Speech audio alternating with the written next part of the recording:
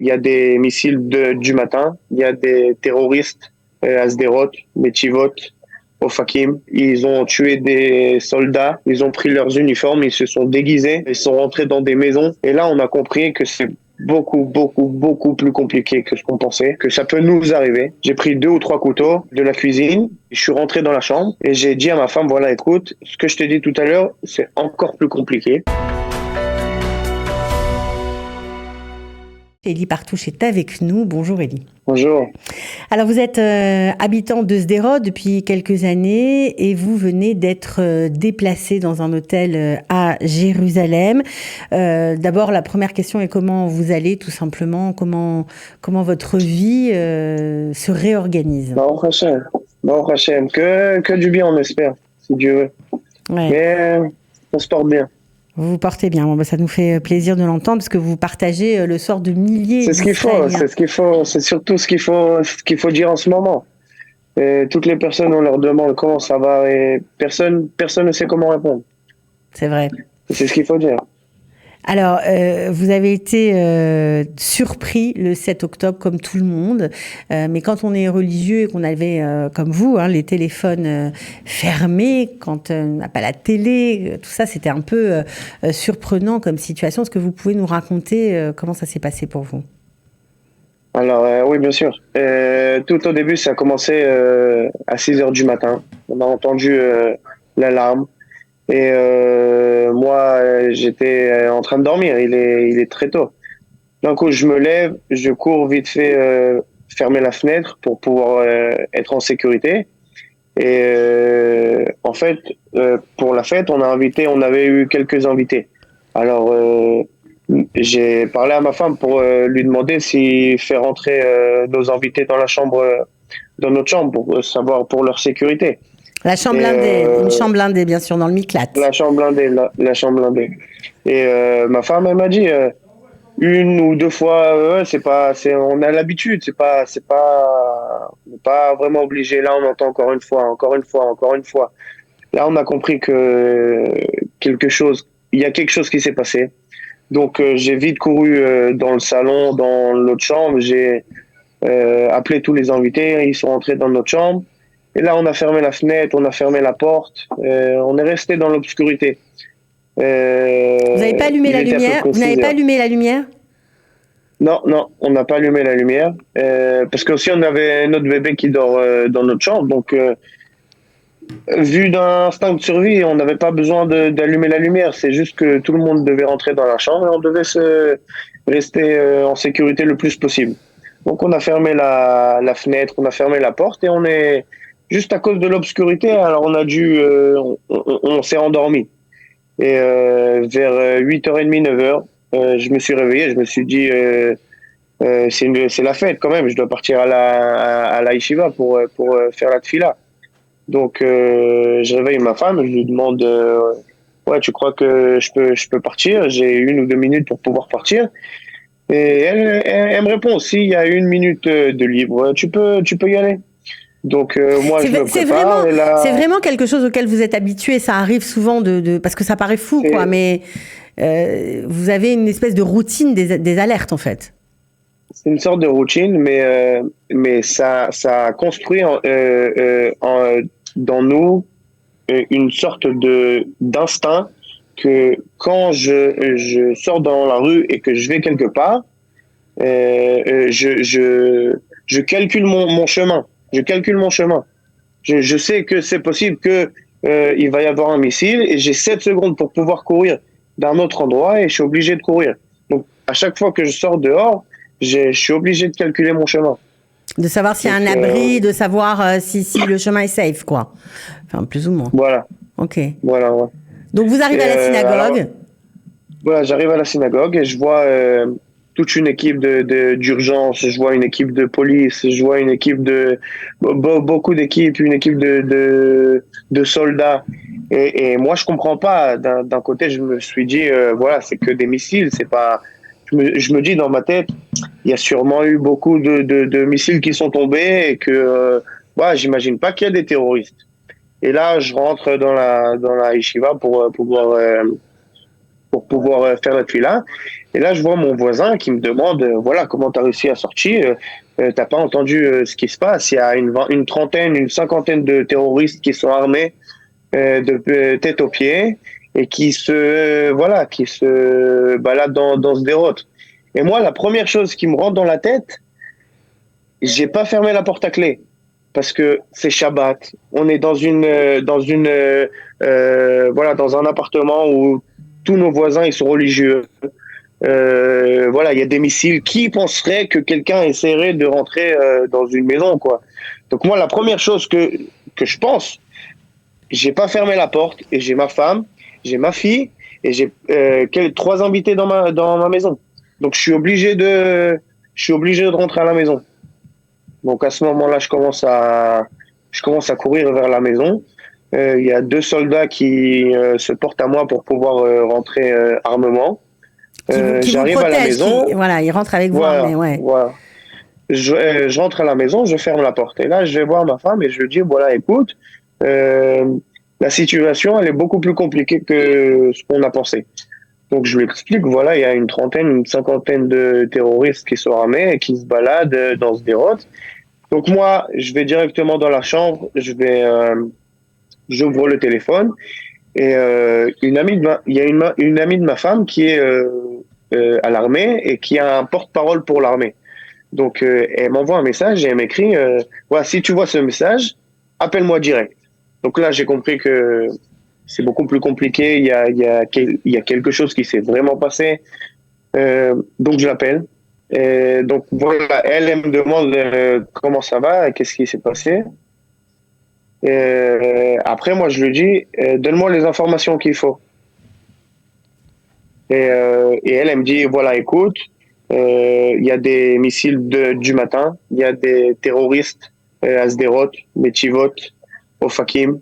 Ils ont tué des soldats, ils ont pris leurs uniformes, ils se sont déguisés, ils sont rentrés dans des maisons.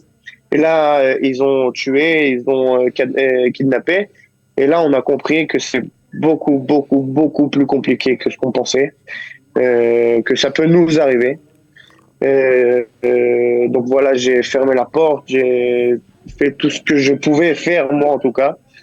J'ai pris 2 ou 3 couteaux parce que mon arme, elle n'est pas à la maison. J'ai pris 2 ou 3 couteaux de la cuisine et je suis rentré dans la chambre et j'ai dit à ma femme, voilà, écoute, ce que je t'ai dit tout à l'heure, c'est encore plus compliqué. Les terroristes que je t'ai parlé, ils ont déjà tué, ils ont déjà kidnappé, ils ont pris des uniformes de soldats. Voilà, donc là, on commence à rentrer en stress, surtout beaucoup. Et là, on est Vous êtes j'imagine, dans la chambre blindée. Vous n'en êtes pas sorti pendant combien de temps? Pendant 35 heures à peu près. Vous êtes resté enfermé pendant 35 heures? Et on était toujours avec l'obscurité, ouais.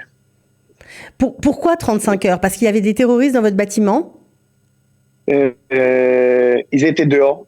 Et en fait, on était en plein champ de bataille. Donc, on entendait tous les coups de feu. On entendait tous les soldats qui disaient à voix haute, couvre-moi et moi, j'avance. Donc, voilà, il y avait beaucoup, beaucoup d'actions en dehors. Et c'est pas... Notre bâtiment, il est pas... C'est pas un bâtiment où il y a un lobby et c'est 50 étages. Nous, on est à 7 marches. 7 marches et c'est la maison. Le premier appartement. Voilà. C'est pas. Donc c'est un peu comme si vous étiez c'est comme si vous étiez dans la rue en fait. Ouais, voilà. Alors 35 heures dans le Miklat, vous étiez aussi avec vos invités. Ce sont en fait vos belles-sœurs qui sont jeunes et il n'y avait pas les parents, voilà. quoi. Voilà. Moi et ma femme, on était les plus âgés. Et c'était surtout un instant de survie. On allait aux toilettes et on tirait pas la chasse pour ne pas faire comprendre aux terroristes que la maison elle est active, comme quoi voilà, il y a personne à la maison et que t'es pas obligé d'entrer. Ouais, donc c'est une expérience extrêmement traumatisante, j'imagine. Vous pensiez un jour, vous qui êtes habitué aux alertes, de vivre une situation pareille? Vous l'aviez imaginé? Un truc comme ça, non. C'était ça, ce qui s'est passé, c'est trop, trop exagéré. J'ai toujours pensé qu'il y aurait eu des jours d'affilée plein de missiles du matin au soir, mais quelque chose comme ça, qu'une centaine, des milliers de terroristes qui ont dû franchir la barrière pour pouvoir arriver chez nous, comme ça, non, je pense pas que ça serait arrivé. Alors, vous avez été évacué par l'armée parce que vous êtes en première ligne de front. Hein, c'est eux qui vous ont relogé dans un hôtel. On vous a dit quand est-ce que vous allez pouvoir retourner chez vous. Est-ce que vous avez, en tout cas, émis des idées ou une ligne à ne pas franchir? Vous voulez savoir quand est-ce que vous allez pouvoir rentrer? À quel moment est-ce que tous les terroristes seront éradiqués? La menace sera terminé pour vous? J'imagine que vous y pensez aussi. Vous avez un red flag, comme on dit? Mhm. Alors, premièrement, notre communauté, la première chose qu'on a dit au maire, nous, on rentre pas tant qu'il y a aucun danger. Aucun danger. On rentre pas. C'est pas seulement un tour. Voilà, il doit y avoir des missiles. Nous, on rentre pas tant qu'il y a aucun danger. Ça veut On dire peut quoi, pas. aucun danger pour vous? Aucun danger par rapport à terroristes, par rapport à ce qui peut se passer. Voilà, ce qu'ils essayent de faire pendant la guerre, c'est exterminer tous les points de Hamas qui peut nous faire du mal. Nous, on compte pas comme communauté et comme parents et comme amis et voisins, on compte pas rentrer tant qu'il y a aucun danger. Donc, même si on parle de 1 mois, 3 mois, 6 mois, j'ai même entendu hier pendant 1 an. C'est dur, mais euh, mais euh, mais d'un autre côté, si nous on rentre pas, euh, le pays lui-même il pourra pas revenir. Donc c'est un peu une sorte de conflit.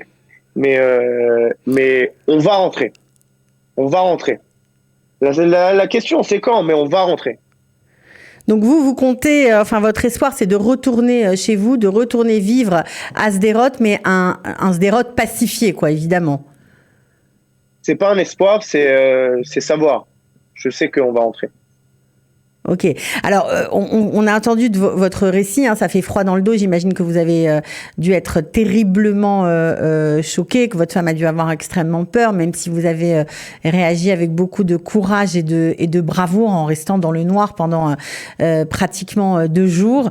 On va montrer quelques images pour se rendre compte, parce Sûr. que vous êtes un couple, un jeune couple, hein, vous êtes mariés depuis 2 ans, donc comme les autres, vous étiez au Kotel la veille, voilà, de Simchat Torah, tout allait bien avec votre petit bébé, on vous voit en photo. Là, c'est la yeshiva où vous priez d'habitude. On voit des soldats, c'est ça en fait. Ouais.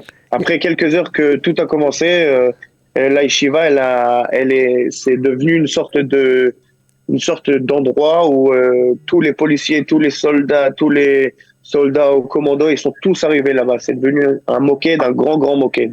Voilà, on voit maintenant ce dont on a parlé. Ben voilà, votre femme avec 2 petites filles, c'est ses sœurs. Vous êtes dans le miklat et vous attendez. Donc avec le lever de la victoire, qu'on espère très proche. Et puis l'apocalypse. Alors là, c'est quand vous sortez de chez vous et que vous découvrez ce fameux commissariat complètement détruit. Vous avez pensé quoi à ce moment-là? C'est dur à dire, mais c'est notre espoir, les policiers, et tout le bitachon qu'on a eu et qu'on voit et qu'on passe devant et on voit notre commissariat qui est ramolli. On a vraiment compris que c'était quelque chose qui va être très très long, qui va être très très dur. Et voilà, on a vu un tank qui est passé dans notre rue. C'est pas quelque chose qui se passe tous les jours. Et mais on sait qu'on va gagner. On sait qu'on va gagner. Alors aujourd'hui que vous êtes, voilà, vous vous trouvez dans une autre ville, comment se passe votre quotidien? Est-ce que vous arrivez à travailler? Est-ce que vous envisagez de quitter l'hôtel peut-être pour trouver un appartement? On sait pas vraiment parce que d'un côté, à l'hôtel, alors ils nous donnent aussi un logement aussi dû manger matin, midi et soir. Donc on ne sait pas vraiment. Et d'un autre côté, si on sort dehors, même là-bas, la situation qu'on peut avoir, elle n'est pas vraiment 100% de ce qu'on avait. Donc on ne sait pas encore. C'est toujours un peu flou parce que ça peut être un peu d'ici et un peu d'ici. Donc pour l'instant, on attend ici quelques temps, une semaine, 2 semaines pour voir comment ça se passe dehors, pour voir si ça peut arriver un peu plus dans le centre. Et là, on réfléchira, mais d'un autre côté, on peut pas aller dans le centre et travailler comme si que tout était normal, alors que d'un autre côté, il y a la guerre. Et on doit être derrière les soldats, on doit être derrière l'armée, on doit leur donner espoir, on doit leur donner l'idée comme quoi nous, on est derrière eux, on doit leur donner la force. Parce que si nous, même l'armée elle-même, même si elle gagne, elle va perdre si nous, on n'est pas avec eux. Donc on est obligé d'être fort pour eux et pour nous aussi. Voilà, un message d'espoir magnifique, Élie Partouche. Voilà, on est fort pour les soldats qui se battent, même si vous n'êtes plus chez vous, vous n'avez plus de maison, vous avez perdu, voilà, tout ce qui faisait votre quotidien. Peu vous importe, ce que vous voulez, c'est le retour du calme à Sderot pour pouvoir rentrer chez vous, parce que vous avez envie de retourner à Sderot, mais un Sderot, calme, sans terreur, en espérant que nous tous nos soldats gagnent la guerre. Vous êtes derrière eux. Et ça, c'est le plus beau message qu'on pouvait avoir ce matin. Merci beaucoup, Élie Partouche. De rien.